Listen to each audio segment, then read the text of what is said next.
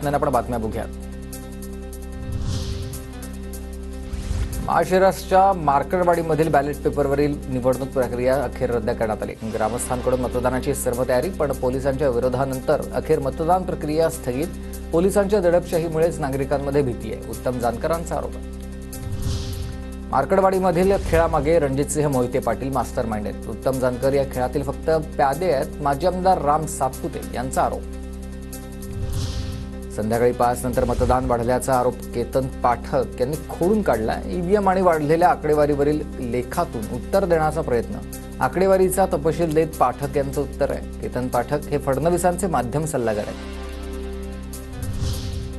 अजितदादा एकटा लढला, भिडला आणि शेवटी जिंकला। नागपूर शहरात राष्ट्रवादी अजित पवार गटाकडून बॅनरबाजी। महाराष्ट्र एकीकरण समितीच्या महामेळाव्याला परवानगी द्या, नाहीतर कर्नाटकातील एकही मंत्री महाराष्ट्रात येऊ देणार नाही। शिवसेना ठाकरे गटाचे नेते विजय दवडे यांचा इशारा। शपथविधी सोहळ्यात दिसणार एक है तो सेफ है ची झलक। 10,000 कार्यकर्त्यांना दिलेत एक है तो सेफ है अशा आशयाचे मजकूर असलेले टी शर्ट। सोहळ्याच्या वेळी विविध सांस्कृतिक कार्यक्रमांचंही आयोजन। महायुती सरकारच्या शपथविधी सोहळ्याला राज्यातील साधू महंत उपस्थित राहतील। 5 डिसेंबरला आझाद मैदानावर महायुती सरकारचा शपथविधी। भगवान गडचे नामदेव शास्त्रींसह मोहन महाराज आणि जैन मुनी लोकेशही राहणार उपस्थित।